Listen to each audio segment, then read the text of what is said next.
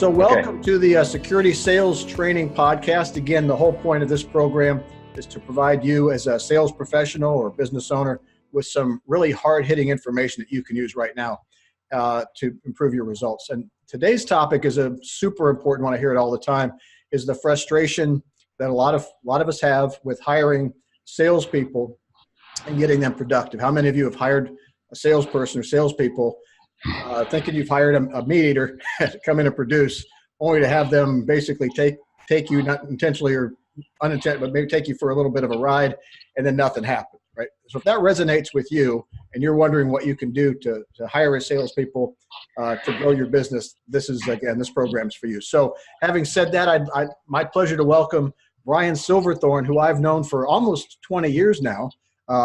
Great individual, expert in this whole area about hiring and making folks productive. So, Brian, pleasure to have you here. Welcome to the program.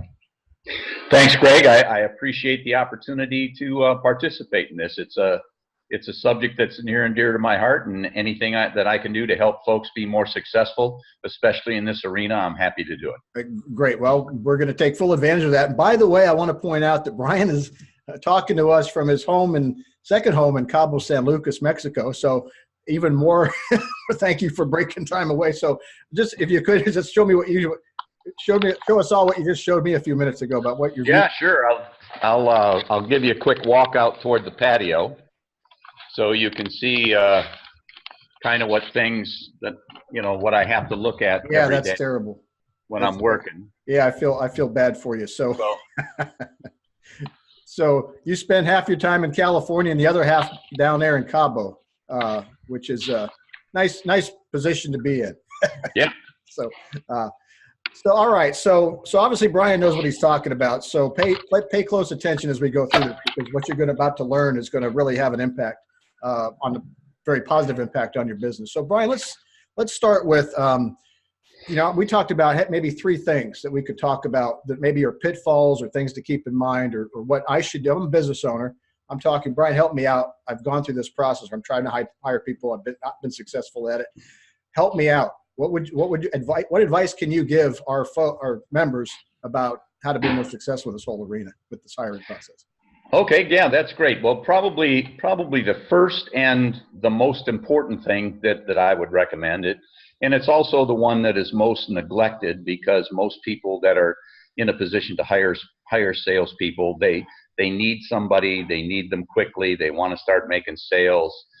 They hire based on their, if they're an outgoing, a highly personable person, there's always a tendency to equate that characteristic with somebody that can sell, and that's not always true. So the thing that you really need to do to get started is to take some time and describe your ideal salesperson. So it has to do with their strengths, their abilities, their attitudes, whether or not you need some technical expertise in the product that you're offering or the services that you offer to support that product. Although what you need to remember is those technical parts can be taught. Trying to find the one with the right attitudes and attributes to be a salesperson are a little bit more difficult. So you want to take a look at the skills, the attitudes, the attributes, the experience of somebody that you want. But in addition to that, you have to make sure that they're going to be a good fit with your particular business. Every business has a culture, and I know that sounds like a cliche term, but it does. So everybody has a different management style, a different way that they do business, and you want people that are going to be comfortable within that particular environment.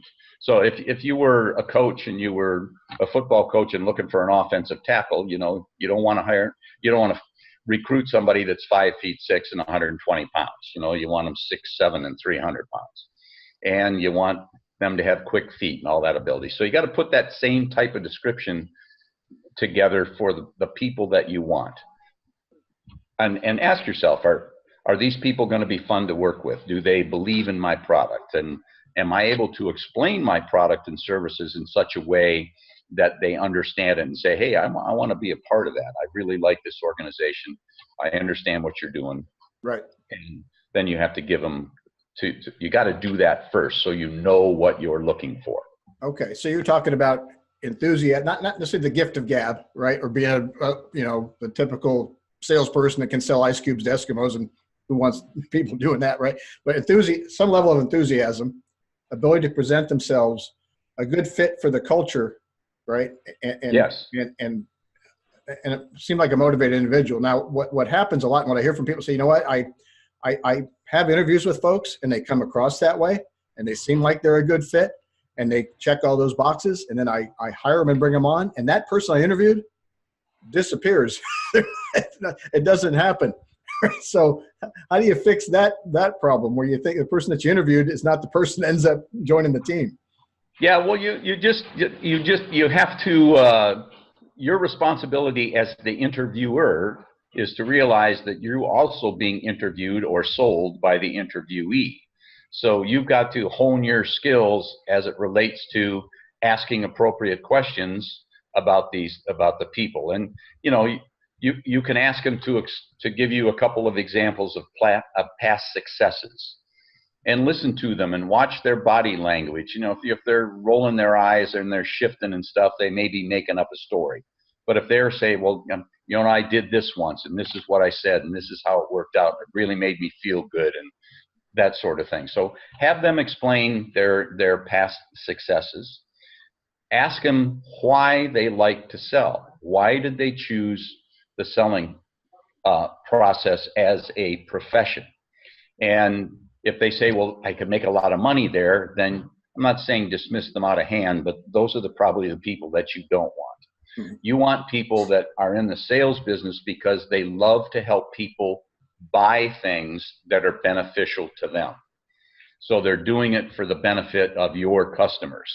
Because if they do it for the benefit of your customers, the customer is going to have a feeling of being treated correctly and being taken care of, and it's going to become loyal to you and bring in referrals and other business down the road. So you got to develop a good list of questions that you can ask people, and then you need to train yourself to pay attention, not just to the words that they say, but also to their body language. And those two things of name past successes and why did you choose to get involved in sales, and if you want to add after that, why did you choose to become involved in sales in the security industry? Right. So the answers to those three questions are going to give you a huge leg up on finding the right people. Right. Okay. So again, I couldn't agree with you more. So not so much pushing products and features and benefits, but providing solutions, being a solutions provider and having a track record of having done that. And I think that's a key point. I'd like to explore that a little bit more, is this whole, past is prelude. The best predictor of the future is what's happened in the past, right? Because anybody can talk a good game in an interview, but what have they actually done, right? And at the same time, and I think we've talked about this before, and you brought this to my attention several times, is that they're actually selling something when they're in the interview process, right? So yeah, watch how they're selling themselves, right? What's the process that they got? Are they pushing hard, or are they talking about your situation, asking you questions about what you need and what fit your, what are you looking for, and how could, and kind of, right? Would you agree that's kind of part of Absolutely. You want people that ask you good questions as well. Like for example, okay, how long is the business? How long have you been in business? What's your growth rate? One of my favorite questions to hear from a potential sales hire is, what do I need to do to prove myself so that I can advance within your organization? Mm-hmm. So that gives you an indication that people are looking to the future and saying, hey, I want to be a part of this. I want to be able to grow with you. What can I do to help you grow so that I can grow as an individual? So look for people that ask good questions. Exactly right. So how do you feel about this whole concept of goal alignment between, finding out what the goals and aspirations are of the candidate and what you're trying to accomplish as an organization, and meld those two together? How do you explore that particular realm? Yeah, goals is it's always a tough subject. You can, if you set a goal that's further out than the person that's assigned with achieving that goal can believe they can do, they're never going to reach it.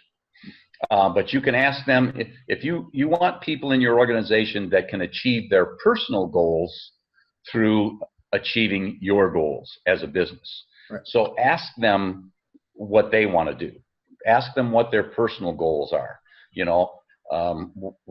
How they see themselves in a few years. Don't go past 3. I know they say 3, 5 and 10. Don't do that.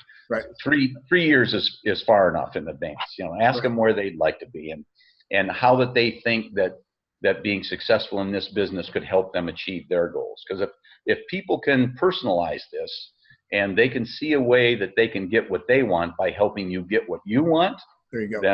Then they're all in. That's exactly right. I couldn't agree with that more. So I also agree with the longer time frames. Look, we get them. If you get them going and everything's good after 6 months, they're probably going to hang around. But that's typically the fallout. My experiences in organization we start to work with. Right, there's an 80% churn rate with new folks. If they get past the 6-month mark, you're probably got somebody that's going to be sticking for a while. So that's critical, and making sure that you've got that mapped out. So one thing I hear all the time is, well, I don't have a lot of time to keep first of all, just bringing people in and hiring and sitting down and interviewing. It's a very time-consuming process.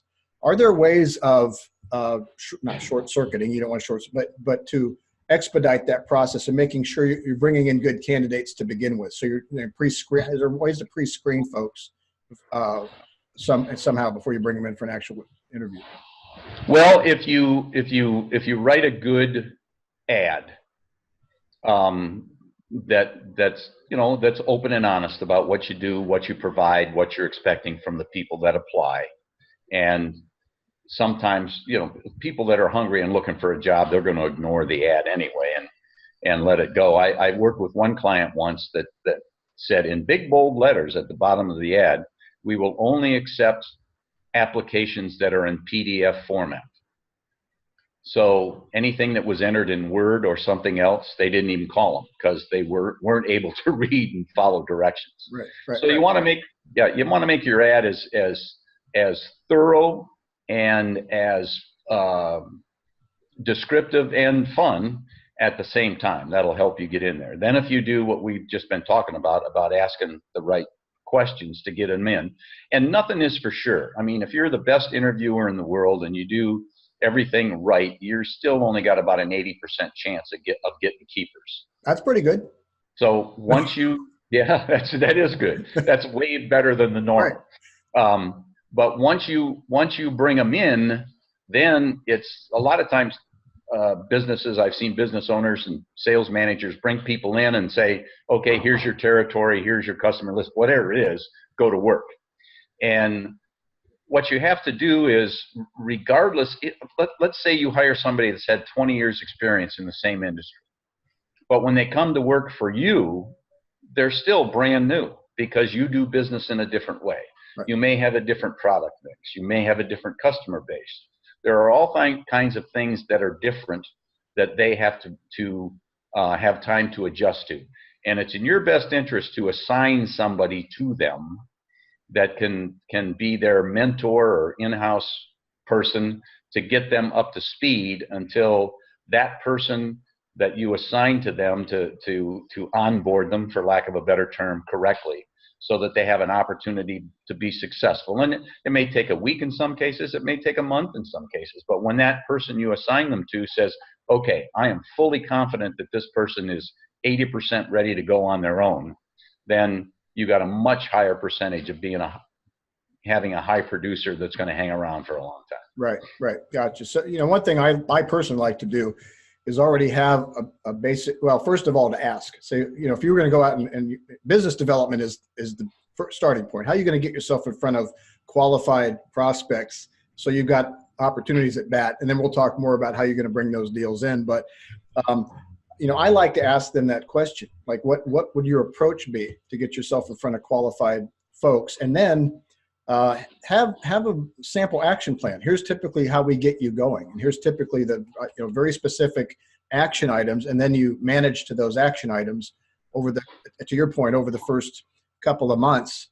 Very quickly, you can determine whether or not that person is going to be successful, about whether or not they're going to enthusiastically work that plan. How do you feel about that plan? And hopefully they'll have some ideas about maybe changes to the plan. How do you feel about that particular? Yeah, no, that's an excellent addition to the asking people about their past successes in the interview process. So when they're talking about their past successes, you can incorporate what you just explained to say, okay, what did you do to approach these people, to develop the business, to expand your opportunities? And what kind of a plan did you have in place that you followed to make that happen? And then you can, listen to them, whatever. I mean, obviously, definitely listen to them. But at some point, when it's appropriate, say, this is our plan for going out and finding people. How does that compare to what you've done in the past? How do you feel about that? One thing is a high production salespeople is going to be surprised as hell that you even have a plan, because most businesses don't. That's right. Throw them to the wolves, right? That's your job. Yeah. Right. So yeah, those are things, again, that you can incorporate in that interview process. And once you feel comfortable enough to hire them, also put it in that onboarding process to make sure that they work the plan. And one thing that you want to do is you need a place to start. You need a plan, but never think that your plan is the best plan. Always be open to the people that work for you and encourage them to introduce ideas that from their perspective will improve that plan or improve a process that you have.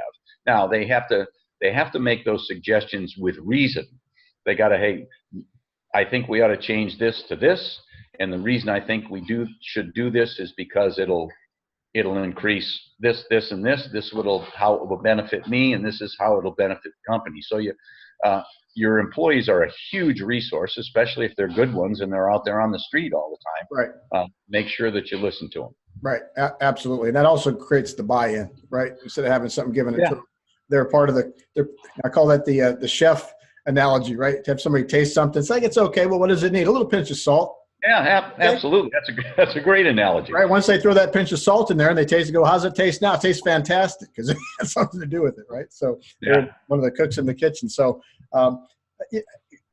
that's great. The other thing is always about, we talked about checking their backgrounds and references. How do you feel about, one thing I like to do is, it's great, talk to, past, unless, not current employers, of course, but past employers. But with salespeople, I like to talk to current or past customers and contact them. How do you feel about that kind of an approach? Well, that's probably a better source than current or past employers, because some employers are a little bit reluctant to say anything negative. Well, some of them will cloud up and rain all over you with the negative, depending on how the parting of the ways was. But the primary purpose of the salespeople, of a salesperson, is to create happy customers. And happy customers are going to say good things about you in the community. They have a higher tendency to buy more products. They have a higher tendency to give you referrals. So talking to past customers is a great indication to find out how the customer was treated. And if there was a problem, how did the salesperson help them get through that problem? And after they bought the product, were they just left alone, or was there great follow-up and somebody calling them up in a couple, 3 days, asking them how they were enjoying things, if they had any questions, whatever that happens to be. You want salespeople that are focused on creating happy clients. That's what every business should be focused on, because the more happy clients you got, the more rapidly you grow. The more people there are out there saying good things about you. That's the bottom line, right? It's that whole referral stream, right? And most great salespeople, that's where their business comes from. Right? They have to go beat the bushes that much. Well, we've covered a lot of ground. It's a lot of good stuff. I think, immediately would improve the process for a lot of folks. So we're going to summarize those things. Obviously, you'll see it on the video.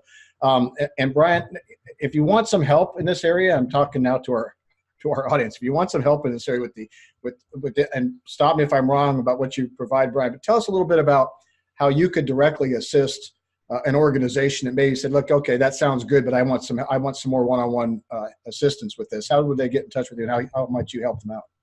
Well, I have a lot of clients that contact me that they'll say, listen, I interviewed this person on my team, interview them 2 or 3 times. Would you mind talking to them as well? And, to give you some more feedback on an independent third party that's got your best interest at heart, to make sure that you're hiring the right people.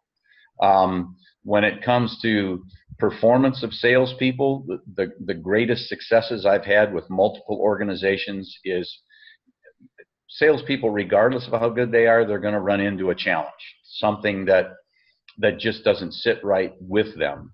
And what I've found over the years, and I've been doing this for more than 30 years, is that if you have the challenge and you've got somebody that you can talk to, and a lot of sales managers are great for that. I'm not trying to take anything away from a good sales manager, but if there's somebody that your salespeople can go to and say, look, I talked to this customer today. This is what happened. This was the result. What can I do to fix this, make it better, make sure it doesn't happen again? So it's kind of an immediate debrief, and it can be done over the phone, or it can be done like this through a Zoom deal. You don't have to have somebody on site, but the sooner that you can get ticklish situations or challenges resolved, then those are good lessons that you can learn going forward. And just to toot my own horn one bit, I had one large national organization that I would meet with their entire sales team nationwide once a quarter. And the whole thing for an entire day was everybody was supposed to bring their 3 biggest challenges in the quarter that had just finished. And every time we went through them, their sales for the next quarter would go up by as high as 140%. And but the key is you want to encourage salespeople to don't make those same mistakes twice. That doesn't mean they're gonna make more, but having an instant response and instant feedback for something that's going to create a solution is highly powerful. Right. Yeah, I couldn't agree more. It always helps to have an expert, fresh set of eyeballs on the situation as well. Sometimes you get too close to the situation, you really can't see what's going on, or you have your own internal biases with somebody coming like yourself that can analyze a situation from an objective standpoint, can be extremely helpful. So, well, that's fantastic. I'm gonna put links to Brian's information here with a form, probably, if you're interested in getting some help with this whole area. We'll put that down here so they can get in touch with you directly, and we'll summarize some of these very crucial key points as part of the video.